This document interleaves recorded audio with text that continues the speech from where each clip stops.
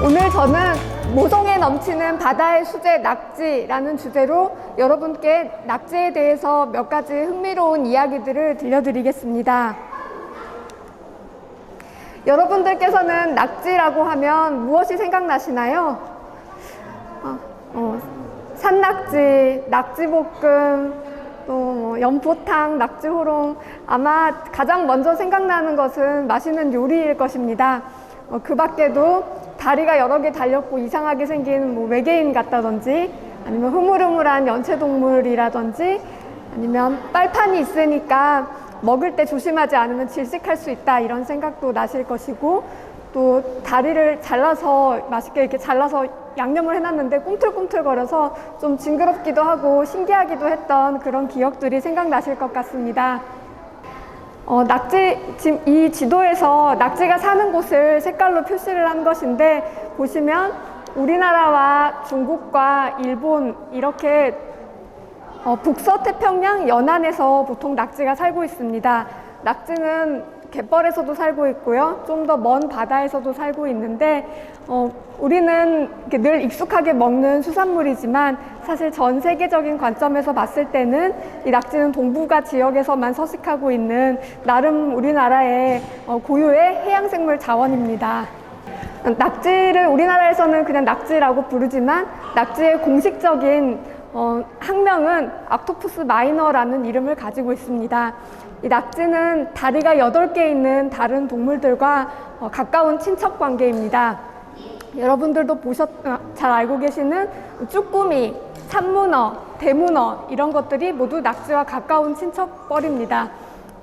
우리가 세발낙지라고 부르거나 뻘낙지라고 부르는 것들은 다른 종류는 아니고 다 같은 낙지이고요. 문어는 지역에 따라서 참문어를 외문어나 돌문어로 부르기도 하는데, 이 문어는 보통 서해안에서도 좀 잡히고 남해안에서 많이 잡히는 종들이고, 그리고 붉은 빛을 띠고 있어서 피문어라고도 부르는 이 대문어는 동해안 쪽에서 잡히는 문어입니다. 우리가 보통 시장에서 보는 문어들은 이 정도 크기였을 텐데, 이 대문어는 크기가 70kg까지 자라기 때문에 만약에 바다에서 직접 만난다면 좀 무서울 수도 있습니다. 다리가 8개인 것들이 낙지와 가까운 친척들이라면 조금 더 먼 친척은 다리가 10개 있는 오징어가 있습니다. 이 문어 종류들, 그 낙지를 문어 가문이라고 할게요. 그 문어 가문과 오징어 가문의 공통점은 머리에 다리가 달려 있다는 겁니다. 사람들은 몸통에 손과 발이 붙어 있죠. 곤충들도 몸통에 손과 발이 붙어 있고, 새우도 몸통에 다리들이 붙어 있습니다. 하지만 이 문어와 또 이 오징어들은 특이하게도 머리에 몸통이 붙어 있고 머리에 다리가 붙어 있습니다. 그래서 이들을 합쳐서 두 종류라고 부르지요. 이 다리가 10개 있는 것들이 낙지의 조금 더 먼 친척들이라고 하면, 더 먼 친척들은 고둥이라든지 달팽이, 조개, 군부 같은 것들을 포함하는 연체동물들이 낙지의 아주 먼 친척들입니다. 여러분, 그렇죠. 이 캐릭터 이름 무엇일까요? 옥토넷에 나오는 누구예요? 맞아요. 잉클린 교수예요. 바다탐험대 옥토넛이라는 애니메이션을 보면 옥토넛을 창시한 똑똑한 해양학자라고 해서 이 문어가 잉클린 교수라는 캐릭터라고 나옵니다. 잉클린 교수는 덤보문어라는 문어 종류인데, 이 귀처럼 달린 건 사실 귀는 아니고 지느러미입니다. 그래서 이런 문어들은 굉장히 똑똑해요. 뭐냐면 이 문어들이 가지고 있는 뇌는 무척추 동물들이 가지고 있는 다른 어떤 뇌보다도 크기가 크고 그 구조가 복잡합니다. 그래서 아주 복잡한 여러 가지 그 뇌의 활동들을 수행할 수가 있는데, 아무래도 훌륭한 뇌를 가지고 있으니까 기억도 더 잘할 것이고, 또 감각을 잘 처리할 것이고, 판단도 더 좋은 판단을 내릴 수 있을 것입니다. 그럼 이 문어 가문에 있는 낙지는 얼마나 머리가 좋을까요? 안타깝게도 사람의 IQ 테스트를 낙지가 할 수는 없어서 정확한 IQ는 잘 모르겠습니다. 문어용으로 있는 기억력 테스트가 있기는 한데 아직 낙지를 가지고 해본 사람은 아무도 없고요. 하지만 이 문어들이 고등한 뇌와 또 이렇게 지능적인 행동들을 하는데 이 낙지도 문어와 거의 비슷한 뇌를 가지고 있기 때문에 마찬가지로 굉장히 똑똑할 것이라고 예상을 할 수가 있습니다. 이게 지금 낙지인데요. 지금 이 부분이 머리이고 여기는 몸통입니다. 여기는 다리고요. 우리는 다리라고 부르는데 서양 사람들은 팔이라고 그래요. 그래서 이 눈과 눈 사이에 이 피부 속에는 연골이 들어 있습니다. 그리고 그 말랑말랑한 연골 속에 뇌가 쌓여져 있습니다. 드실 때는 보통 여기는 자르고 드셔서 그동안 안 드셨을 거예요. 여기 낙지 뇌가 들어있는데 낙지 뇌를 꺼내서 열어보면 이런 구조를 가지고 있습니다. 이렇게 이상한 게 낙지 몸속에 들어있을 줄 모르셨죠? 저는 낙지를 연구하기 전에 생쥐를 가지고 인간의 뇌에 대해서 연구를 했었습니다. 생쥐 뇌는 비록 인간의 뇌보다는 크기가 매우 작고 모양도 조금은 다르지만 그래도 안의 구조는 인간과 공통점이 많습니다. 하지만 이 문어나 낙지의 뇌는 크기는 거의 생쥐랑 비슷한 크기의 뇌인데 이 안의 구조는 상상도 할 수 없을 만큼 너무너무 많이 다릅니다. 이렇게 인간과는 또 아주 많이 다른 뇌를 가지고 있으면서 이 뇌로 또 나름대로의 이 문어 식구들은 나름대로의 고등한 지능적인 행동들을 하고 있습니다. 저희가 이 낙지 뇌의 속은 어떻게 생겼는지 궁금해서 잘라봤는데요. 뇌를 아주 얇게 썰어가지고 세포를 염색을 해서 현미경으로 보면 이렇게 뇌의 구조가 매우 복잡하고 여러 가지 세포들이 각각 다르게 몰려 있고 또 많은 구획들로 나눠져 있는 것을 관찰할 수 있습니다. 이 구획들은 각각 다른 뇌의 기능들을 수행을 하고요. 다른 문어와 비교했을 때는 낙지의 뇌의 구조는 거의 비슷했습니다. 이 강의가 끝난 후에 여러분께서도 직접 낙지 뇌를 보실 수 있게 앞에 현미경과 낙지 뇌 프레파라트를 준비해 두었습니다. 이 문어 가문은 뇌만 발달한 게 아니고 그 뇌에 걸맞는 아주 지능적인 행동을 합니다. 이 사진은 문어를 통에다 가두고 뚜껑을 닫아서 잠궈 놓은 것인데요. 원래 동영상이 있는데 이 문어가 빨판으로 뚜껑을 잡고 이렇게 저렇게 돌려보다가 결국은 여는 방향을 찾아내서 다 열고 헤엄쳐서 밖으로 탈출을 합니다. 저도 낙지 연구를 시작하면서 한 4년 전쯤에 시장에서 문어를 한 마리 샀습니다. 그래서 집에다 놓고 관찰을 좀 해봐야겠다 하고 가져가서 부엌에 냄비에다가 문어를 놔뒀는데 이 문어가 탈출을 하고 싶어 했어요. 난 나가고 싶다. 그래서 저는 문어가 못 나가게 뚜껑을 닫고 스카치 테이프로 붙여놨습니다. 문어가 계속 나오려고 했기 때문에 테이프를 더 많이 붙여놨는데요. 나중에 보니까 이 문어가 뚜껑을 계속 이렇게 열어보다가 테이프가 조금 허술하게 붙인 데를 발견을 하고는 거기에 모든 다리 힘을 다 모아서 결국은 뚫고 탈출에 성공해서 제가 깜짝 놀랐던 그런 기억이 있습니다. 이 문어는 한 10년 전쯤에 유명했던 점쟁이 문어 파울입니다. 그때 당시에 그 남아공 월드컵에 이기는 팀을 계속 잘 맞춘다고 해서 화제가 되었었는데요.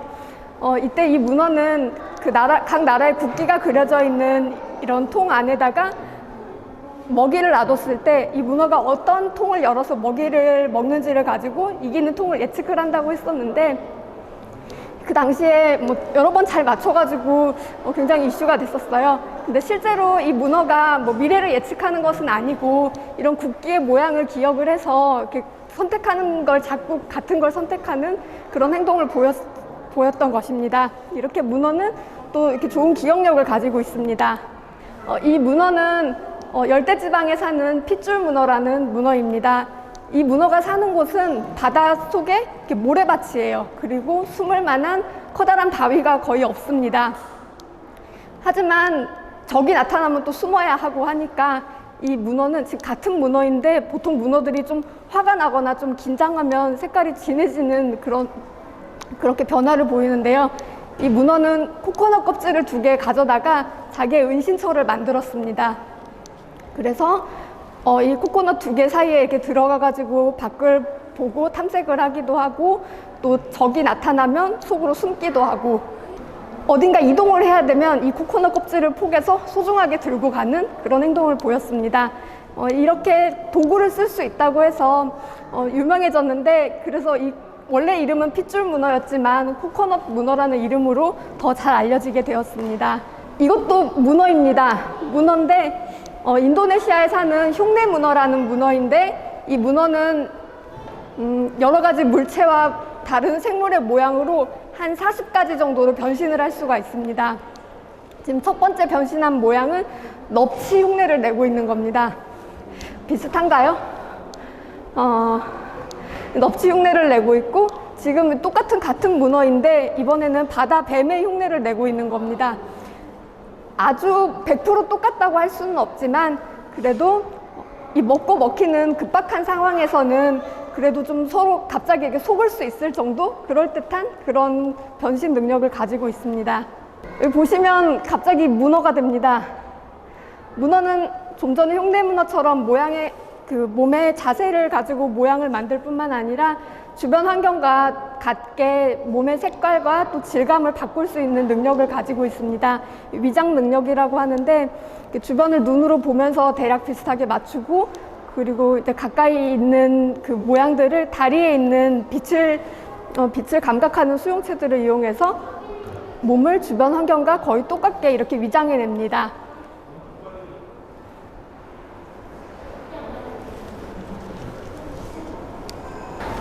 아까 조금 먼 친척이었던 오징어 가문과는 다르게 이 문어 가문은 알을 열심히 돌보는 그런 모성애를 가지고 있습니다. 문어들은 문어 종류마다 조금 다르기는 한데, 알을 낳아서 은신처에다가 이렇게 끈끈한 점액질을 분비해서 알들을 붙여놓고 한 달에서 3달 정도 이 알이 부화할 때까지 열심히 흔들어 닦아주면서 돌보는 행동을 합니다. 그런데 그냥 돌보는 게 아니고 밥도 안 먹고 잠도 잘 안 자고 굉장히 열심히 돌봅니다. 이렇게 하면서 이 알에 다른 생물들이 붙어서 알을 먹거나 아니면 이 알이 썩는 것을 방지해주는 그런 효과가 있습니다. 이 문어는 태평양에 사는 심해 문어인데 알을 무려 4년 5개월 동안 닦고 있습니다. 그 은신처를 떠나지 않고 가만히 앉아서 알을 계속 돌봐주는데, 먹을 거를 연구진들이 줘도 그냥 밀어버리고 먹지 않고, 어떻게 4년 반이나 안 먹고 살아있는지 참 신기하지만 이렇게 오랫동안 알을 돌보는 문어도 있습니다. 그리고 오늘 설명드리는 낙지 엄마들도 알을 돌보는 모성 행동을 합니다. 저희가 실험실에서 낙지를 녹화를 한 그 영상인데요. 이렇게 낙지가 다리를 뻗어서 다리로 알들을 닦아주고, 확대해보면 빨판을 이용해서 알을 하나하나 들고 이렇게 흔들어주고 또 닦아주는 그런 행동을 하고 있습니다. 엄마 낙지의 경우에는 이렇게 알을 닦아주면서 이 알 속에 있는 아기 낙지가 점점 쑥쑥 자라나게 됩니다. 낙지는 그렇게 알을 돌보는 기간이 한 3달 정도 됩니다. 이 3개월 동안 원래는 낙지는 바지락을 하루에 하나 정도 까먹는데요. 그 좋은 바지락도 넣어줘도 하나도 먹지도 않으면서 알을 돌보는 데만 시간을 보냅니다. 또 낮에 보통 낙지를 저희가 수조에서 키우면서 보면 낙지가 거의 졸고 있는 것처럼 그냥 가만히 있어요. 안 움직일 때가 낮에는 많은데, 이 엄마 낙지 같은 경우는 볼 때마다 열심히 알을 닦고 있는, 먹지도 자지도 않고 알을 돌보는, 그리고 나중에 알에서 새끼들이 태어나면 남아있는 힘으로 새끼들을 굴 밖으로 보내주고 엄마 낙지는 힘이 빠져서 죽게 됩니다. 그래서 이렇게 3개월을 보내는 동안 낙지는 몸무게도 많이 줄어들고, 또 안 그래도 흐물흐물했었는데 더욱더 흐물흐물해져서 나중에 죽음을 맞이하게 됩니다. 이 낙지의 모성애가 참 눈물겹습니다. 이렇게 맛있게 먹던 낙지가 또 한편으로는 지능적이고 모성애가 있는 동물이기도 합니다. 그래서 저희 국립해양생물자원관에서는 이 낙지에 우리 뇌에도 좋은 물질이 있는지 연구를 하고 있습니다. 저희가 낙지의 행동을 관찰하기도 하고요.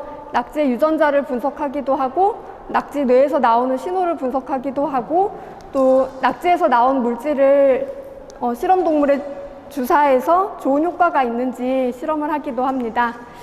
이 사진은 전데요.